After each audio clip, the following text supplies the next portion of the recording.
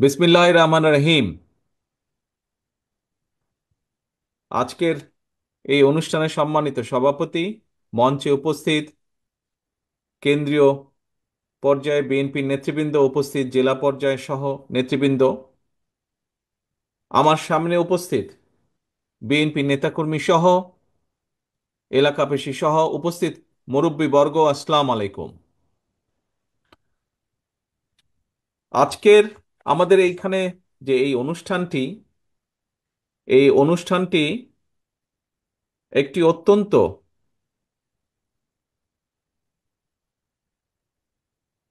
বেদনাদায়ক একটি অনুষ্ঠান।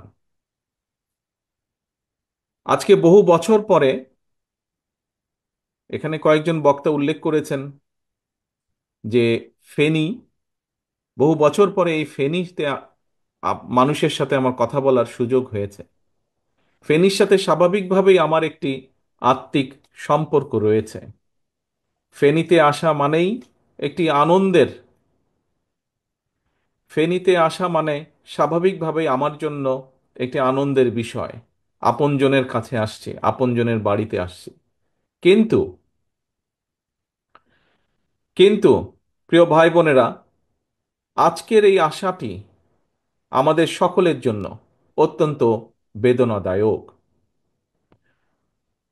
আজকে প্রথমেই আমি মোহাম্মদ মাসুদ সহ আমাদের বহু নেতাকর্মী, প্রায় অর্ধাশতাধিকের মতন নেতাকর্মী, যারা বিগত 15-17 বছরে গুম খুনের শিকার হয়েছে, প্রায় শত হাজারের কাছে আমাদের নেতাকর্মী এই ফেনীরই শুধু, যারা জখমের শিকার হয়েছে, বিভিন্নভাবে মানিক সহ সবুজ সহ বিভিন্নভাবে পঙ্গুত্ব বরণ করেছে, তাদের, যারা পঙ্গুত্ব বরণ করেছে তাদের সুস্থতা কামনা করে, যারা শহীদ হয়েছে, আত্মহতি দিয়েছে, তাদের আত্মার মাগফিরাত কামনা করে আমার বক্তব্য শুরু করছি।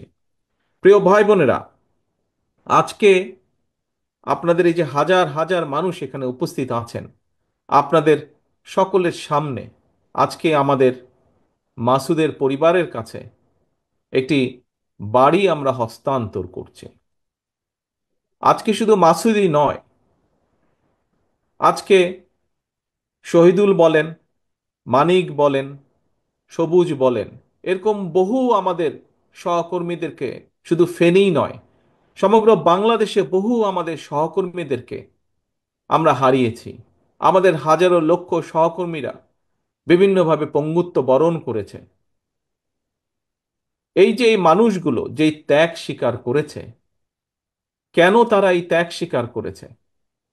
তাদের এই যে ত্যাগ, আত্মত্যাগ, এই যে অত্যাচার নির্যাতন তারা সহ্য করেছে, এই সহ্য করার একটি কারণ ছিল, সেটা হচ্ছে এই বাংলাদেশের মানুষের যে অধিকার এই পলাতক স্বৈরাচার কেড়ে নিয়েছিল, কথা বলার অধিকার, রাজনৈতিক অধিকার, ভোটের যে অধিকার কেড়ে নিয়েছিল, তার বিরুদ্ধে আমাদের মোহাম্মদ মাসুদ সহ আমাদের হাজারো নেতাকর্মী প্রতিবাদ গড়ে তুলেছিল। এবং এই প্রতিবাদ করতে গিয়ে, জনগণের দাবি, যে অধিকার, সেটিকে আদায় করতে গিয়ে তাদের মধ্যে বহু গুমের শিকার হয়েছে, খুনের শিকার হয়েছে, হত্যার শিকার হয়েছে। তাদের মধ্যে বহু বিভিন্নভাবে পঙ্গুত্ব বরণ করেছে। আজ আজ এত আত্মত্যাগের বিনিময়, এত আত্মত্যাগের পর, জুলাই আগস্ট মাসে যেই মানুষগুলো, প্রায় 2000-এর মতন মানুষকে হত্যা করা হয়েছে, প্রায় 30,000-এর মতন মানুষ শুধু জুলাই আগস্ট মাসেই বিভিন্নভাবে জখম হয়েছেন, পঙ্গুত্ব বরণ করেছেন। বাকি 17 বছর তো হয়েইছে। এত হাজারো লক্ষ মানুষের আত্মত্যাগের বিনিময় আজ আমরা বাংলাদেশকে স্বৈরাচার মুক্ত করতে পেরেছি। এই স্বৈরাচার, যার বিরুদ্ধে বাংলাদেশের দল মত নির্বিশেষে, শ্রেণী পেশা নির্বিশেষে প্রত্যেকটি মানুষ প্রতিরোধ গড়েছিল, প্রতিবাদ গড়ে তুলেছিল, সেই স্বৈরাচার এই বাংলাদেশের মাটি থেকে পালিয়ে যেতে বাধ্য হয়েছে। প্রিয় ভাই বোনেরা, স্বৈরাচার বাংলাদেশের মাটি থেকে পালিয়ে গিয়েছে, কিন্তু এই যে যাবার আগে, পালিয়ে যাবার আগে যেই হত্যাগুলো সেই করেছে, শত শত হাজারো মানুষকে যে হত্যা করেছে, হাজারো লক্ষ মানুষকে যে জখম করেছে, হাজারো মানুষ যে পঙ্গুত্ব বরণ করেছে, এদের এই হত্যার জন্য, এই মানুষগুলোকে জখম করার জন্য যারা দায়ী, সেই মানুষগুলোকে অবশ্যই দেশের আইনে বিচার করতে হবে। অবশ্যই এই মানুষগুলো, এই হত্যার জন্য যারা দায়ী, তাদেরকে বিচারের আওতায় আনতে হবে। কারণ আজ যারা এই হত্যাকাণ্ডের সাথে জড়িত, বিশেষ করে এই হত্যাকাণ্ড, এই খুন গুম, এই জখম যারা করেছে, তাদের যে নেত্রী, তাদের যে নেত্রী 5ই আগস্ট পালিয়ে গিয়েছে, তার যদি বিচার না হয়, তাহলে যারা এত বছর ধরে গুম করেছে, যারা এত বছর ধরে খুন করেছে, যারা হাজারো লক্ষ মানুষকে জখম করেছে, তারা ভবিষ্যতে উৎসাহিত হবে। কাজে আসুন, আজকে আজকে আমাদের সকলকে ঐক্যবদ্ধ হয়ে, দল মত নির্বিশেষে, প্রতিটি গণতান্ত্রিক প্রতিটি রাজনৈতিক কর্মী, প্রতিটি রাজনৈতিক দল, আজকে আমাদেরকে একটি জায়গায় ঐক্যবদ্ধ থাকতে হবে। কি সেটি? এই যে পালিয়ে যাওয়া স্বৈরাচার, ভারতে যেই স্বৈরাচার পালিয়ে গিয়েছে, তাকে এই বিচারের আওতায় আনতে হবে। এই হত্যার জন্য, এই খুন গুমের জন্য, এই জখমের জন্য, হাজারো মানুষকে গুম করেছে, খুন করেছে, তার জন্য তার বিচার করতে হবে। তাকে কোনোভাবেই ছেড়ে দেওয়া যাবে না। এই হত্যার দায় দায়িত্ব তার, এই পালিয়ে যাওয়া স্বৈরাচারের, তার বিচার করতে হবে। আজকে আমরা দেখেছি মাসুদের কন্যা তার পিতার বিচার চেয়েছে আজকে এই হাজারো মানুষের সামনে। প্রিয় ভাই বোনেরা, আপনাদের সকলের কাছে আমার জিজ্ঞাসা, এই যে মাসুদের কন্যা তার পিতার বিচার চেয়েছে, আমরা কি পারবো না তার বিচার করার জন্য? আমরা কি ঐক্যবদ্ধ হতে পারবো না মাসুদের হত্যার বিচারকে নিশ্চিত করার জন্য? হাজারো যারা মাসুদ, সারা বাংলাদেশে যারা গুম হয়েছে, খুন হয়েছে, হত্যার শিকার হয়েছে, সবার বিচার আমাদেরকে নিশ্চিত করতে হবে। আপনারা কি এই ব্যাপারে একমত সবাই? এই হত্যাকারীর বিচার করার জন্য একমত? ইনশাল্লাহ আমরা বাংলাদেশের মাটিতে এই হত্যাকারীদের বিচার করব। তবে প্রিয় ভাই বোনেরা, এখানে আরেকটি বিষয় আছে। সময় কম, একটু পরে মাগরিবের আজান দিবে।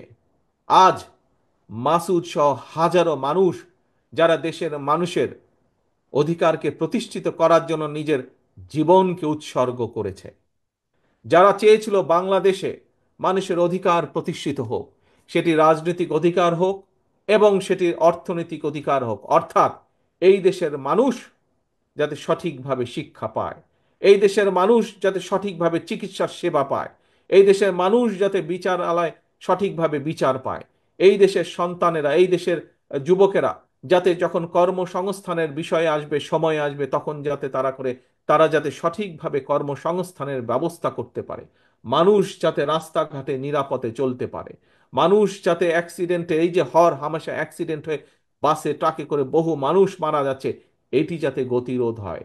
সর্বোপরি আসল যেই কথাটি, বাংলাদেশের মানুষ যেভাবে বাংলাদেশকে প্রত্যাশা করে, যেখানে আইনের শাসন থাকবে, যেখানে মানুষের কথা বলার অধিকার থাকবে, স্বাধীনতা থাকবে, যেখানে মানুষের স্বাধীনতা থাকবে নিজের মত প্রকাশের, এই রকম একটি বাংলাদেশের মানুষের প্রত্যাশা করেছে। শুধু যে বিগত 15 বছরে যারা গুম হয়েছে, খুন হয়েছে, তারাই নয়, শুধু যে জুলাই আগস্ট মাসে যেই মানুষগুলো নিজের জীবন আত্মহতি দিয়েছেন, শুধু তারাই নয়, 1971 সালে যারা জীবন বাজি রেখে যুদ্ধ করে দেশ স্বাধীন করেছেন, সেই মুক্তিযোদ্ধা সহ, গণতন্ত্র রক্ষার যে মুক্তিযোদ্ধা তারা, এবং জুলাই আগস্ট মাসের যারা মুক্তিযোদ্ধা, যারা শহীদ হয়েছে, তারা সহ প্রতিটা মানুষ, আমরা চাই বাংলাদেশ এমন একটি দেশ হিসাবে আস্তে আস্তে ভবিষ্যতের দিকে এগোক, যেই দেশে মানুষের অধিকার থাকবে, যেই দেশে মানুষ তার মত প্রকাশ করার স্বাধীনতা থাকবে, যেই দেশের মানুষের নিরাপত্তা থাকবে, আইনের শাসন থাকবে, এইরকম একটি বাংলাদেশের প্রত্যাশা মানুষের কাছে।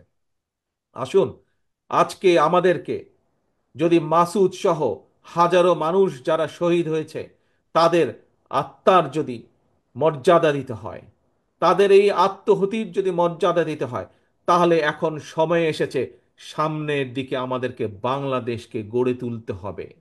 যারা শহীদ হয়েছে, তারা যে কারণে জীবন আত্মহুতি দিয়েছে, তাদের সেই প্রত্যাশা অনুযায়ী আমরা যারা আজ পেছনে রয়ে গিয়েছি, আমাদের সকলকে ঐক্যবদ্ধভাবে বাংলাদেশকে আজকে গড়ে তুলতে হবে। সেই বাংলাদেশকে, যেই বাংলাদেশের আশা আকাঙ্ক্ষা করেছিল মাসুদেরা, সেই বাংলাদেশকে, যেই বাংলাদেশকে আপনার সহ কোটি কোটি মানুষ আজ প্রত্যাশা করে, সেই বাংলাদেশকে আমাদের গড়ে তুলতে হবে। প্রিয় ভাই ও বোনেরা, আপনাদেরই মেয়ে দেশনেত্রী খালেদা জিয়া, আপনারা দেখেছেন দেশনেত্রী খালেদা জিয়া যখন আপনাদের দোয়ায় আল্লাহ রহমতে এই দেশ পরিচালনা করেছেন, কিভাবে চেষ্টা করেছেন বাংলাদেশের মানুষের কর্মসংস্থানের জন্য, কিভাবে চেষ্টা করেছেন এই দেশে যাতে মিল কারখানা তৈরি হয়, কিভাবে উনি চেষ্টা করেছেন কিভাবে এই দেশের সন্তানেরা যাতে লেখাপড়া করে, বিশেষ করে আমাদের মেয়েরা যাতে লেখাপড়া করতে পারে, বোনেরা যাতে লেখাপড়া করতে পারে, শিখতে পারে, সেই ব্যবস্থা করেছেন। প্রিয় ভাই বোনেরা, আপনারা দেখেছেন বিএনপির নেতৃত্বে শহীদ রাষ্ট্রপতি জিয়াউর রহমান যখন দেশ পরিচালনা করেছেন, আপনারা দেখেছেন কিভাবে কিভাবে দেশে খাল খননের মাধ্যমে এই দেশে কিভাবে খাদ্য উৎপাদন বৃদ্ধি করা হয়েছিল, কিভাবে দেখেছেন এই দেশে কলকারখানা তৈরি করা হয়েছিল, এই দেশে বহুদলীয় গণতন্ত্রকে প্রতিষ্ঠিত করা হয়েছিল। কাজেই আসেন, আমরা প্রতিবার দেখেছি যে যখনই আল্লাহর রহমতে বিএনপি দেশ পরিচালনার সুযোগ পায়, বিএনপি সেই পদক্ষেপগুলো গ্রহণ করে যার ফলে দেশ এগিয়ে যায়, যার ফলে দেশের মানুষ আস্তে আস্তে করে সমৃদ্ধির পথে এগিয়ে যায়। প্রিয় ভাই বোনেরা, আগামী দিনে যাতে বাংলাদেশ আবার বাংলাদেশের মানুষের প্রত্যাশা অনুযায়ী ধীরে ধীরে সামনের দিকে সমৃদ্ধির পথে এগিয়ে যেতে পারে, সেই জন্য আমরা 31 দফা বাস্তবায়নের প্রতিশ্রুতি দিয়েছি বাংলাদেশের মানুষের কাছে। সেই জন্য আমরা 31টি দফা তুলে ধরেছি। সেই 31 দফার মধ্যে আমরা দিয়েছি কিভাবে কৃষককে তার পণ্যের মূল্য দিব, কিভাবে আমরা কৃষকের কাছে সার বীজের ব্যবস্থা নিশ্চিত করব, কিভাবে এই দেশের মানুষের স্বাস্থ্য সেবা আমরা নিশ্চিত করতে চাই, কিভাবে এই দেশের শিশু সন্তানদের লেখাপড়ার ভবিষ্যৎ আমরা নিশ্চিত করতে চাই, কিভাবে আমরা বেকারদের কর্মসংস্থান করতে চাই, কিভাবে নারীদের স্বাধীনতা নিশ্চিত করতে চাই, এইভাবে আমরা 31টি দফা দিয়েছি। প্রিয় ভাই বোনেরা, আজকে আমরা বিভিন্ন মানুষের কাছে আজকের যেই অন্তর্বর্তীকালীন সরকার, সেই সরকারকে আমরা দেখেছি সংস্কার প্রস্তাবের জন্য কমিশন গঠন করে দিয়েছে। সেই কমিশনের কতগুলোকে দেখেছি আমরা, তারা সংস্কার প্রস্তাব কিছু কিছু উপস্থাপন করেছে এই অন্তর্বর্তীকালীন সরকারের কাছে। আজ যারা সরকার বা সংস্কার নিয়ে কথা বলছে, সরকারের ভেতরেই হোক সরকারের বাইরেই হোক, কিন্তু আজ থেকে প্রায় 2.5 বছর আগে আপনাদের এই প্রিয় দল বাংলাদেশ জাতীয়তাবাদী দল দেশের মানুষের কাছে দেশকে গঠনের জন্য, রাষ্ট্র কাঠামোকে মেরামতের জন্য আজ থেকে 2.5 বছর আগে এই দফাগুলো দিয়েছে, 31 দফা দিয়েছে বা সংস্কার প্রস্তাব দিয়েছে। আজকে থেকে 2.5 বছর আগে, যেই সময় স্বৈরাচার অস্ত্রের জোরে এই দেশের রাষ্ট্র ক্ষমতাকে ধরে রেখেছিল, সেই সময় বিএনপি ছাড়া আর কেউ কোনো সংস্কারের কথা বলেনি। আজ শুধুমাত্র এক বিএনপি বলেছিল। প্রিয় ভাই বোনেরা, কেন বিএনপি বলেছিল? কারণ বিএনপি দৃঢ়ভাবে বিশ্বাস করত যে এই স্বৈরাচার একদিন বিদায় হবে, এই স্বৈরাচার বাংলাদেশের মাটিতে বিদায় হবে, বাংলাদেশের মাটিতে এর পতন ঘটবে, এবং তখন দেশকে গড়ে তুলতে হবে, রাষ্ট্রকে গড়ে তুলতে হবে, জনগণকে সমৃদ্ধির পথে নিয়ে যেতে হবে। সেই জন্য আজ থেকে থেকে 2.5 বছর আগে বিএনপি 31 দফা উপস্থাপন করেছে জাতির সামনে। প্রিয় ভাই বোনেরা, আমরা স্বৈরাচারকে বিদায় করেছি। ইনশাল্লাহ সামনের দিনে আমরা জনগণের শাসনকে প্রতিষ্ঠিত করব। আমরা প্রত্যাশা করি যে জনগণ যেই প্রত্যাশা নিয়ে এই অন্তর্বর্তীকালীন সরকারের দিকে তাকিয়ে আছে, যে তারা জনগণের সরকার প্রতিষ্ঠার জন্য সব রকম সহায়তা করবে, জনগণের প্রতিষ্ঠা, জনগণের প্রত্যাশিত সরকার প্রতিষ্ঠার জন্য তারা কাজ করবে। আমরা প্রত্যাশা করি তারা জনগণের সেই প্রত্যাশা পূরণ করবে, এবং যার মাধ্যমে এই দেশে জনগণের সরকার প্রতিষ্ঠিত হবে। এবং জনগণের সরকার প্রতিষ্ঠিত হলে এই 31 দফা বাস্তবায়নের মাধ্যমে আমরা ধীরে ধীরে বাংলাদেশকে এগিয়ে নিয়ে যাব। তবে এখানে একটি কথা বলি, আমরা খেয়াল করছি কিছু কিছু মানুষ সংস্কার সংস্কার সংস্কার কথা বলে সব রকমের প্রক্রিয়াকে দীর্ঘায়িত করছে। পরিষ্কারভাবে আজ আমি এই হাজারো মানুষের সামনে একটি কথা তুলে ধরতে চাই।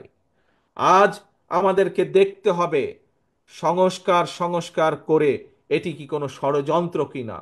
যদি সংস্কার সংস্কার করে এই বিষয়টিকে যদি দীর্ঘায়িত করা হয়, তাহলে দেশের সমস্যা বাড়বে। আমাদের যে হারে দ্রব্যমূল্যের ঊর্ধ্বগতি হচ্ছে, যে হারে বেকার সমস্যা হচ্ছে, যে হারে শিক্ষা ব্যবস্থা ভেঙে পড়ছে, যে হারে আইন শৃঙ্খলা ব্যবস্থা ভেঙে পড়ছে, যদি এই সব কিছুকে আবার জনগণের প্রত্যাশা অনুযায়ী গড়ে তুলতে হয়, যদি দ্রব্যমূল্যের ঊর্ধ্বগতির লাগাম টেনে ধরতে হয়, তাহলে অবশ্যই জনগণের সেই সরকারকে প্রতিষ্ঠিত করতে হবে। যত দ্রুত আমরা জনগণের সরকারকে প্রতিষ্ঠিত করতে পারবো, তত দ্রুত আমরা বাংলাদেশকে আমরা তত দ্রুত সমৃদ্ধির পথে নিয়ে যেতে সক্ষম হব। প্রিয় ভাই বোনেরা, আসুন আজকে আজকে যে কারণেই আমরা এখানে হাজারো মানুষ উপস্থিত হয়েছি, আজকে সকলে মিলে আমরা শপথ গ্রহণ করি যে আমরা সেদিনই সেদিনই আমরা মাসুদ সহ সকল শহীদদেরকে যথাযথ মর্যাদা দিতে পারবো, যতদিন পর্যন্ত এই বাংলাদেশের মানুষের শাসন প্রতিষ্ঠিত না হবে। যেদিন বাংলাদেশের মানুষের রাজনৈতিক অধিকারকে প্রতিষ্ঠিত করব, যেদিন বাংলাদেশে মানুষের সরকার প্রতিষ্ঠিত হবে, ভোটের মাধ্যমে দেশের মানুষের সরকার প্রতিষ্ঠিত হবে, সেদিনই আমরা মাসুদ সহ আমাদের হাজারো শহীদের সঠিক আমরা মর্যাদা প্রদান করতে পারবো। আসুন আমরা প্রতিজ্ঞা গ্রহণ করি, যতক্ষণ পর্যন্ত মাসুদের আত্মার সেই মর্যাদা আমরা প্রতিষ্ঠিত করতে না পারবো, ততক্ষণ পর্যন্ত আমাদের সংগ্রাম বন্ধ হবে না, ততক্ষণ পর্যন্ত আমাদের আন্দোলন চলমান থাকবে, জনগণের শাসন যতদিন প্রতিষ্ঠিত না হতে পারে। কি ভাইরা, আমরা এই শপথ নিতে পারি? আসুন আমরা আজকে হাত তুলে সকলে এই শপথ গ্রহণ করি।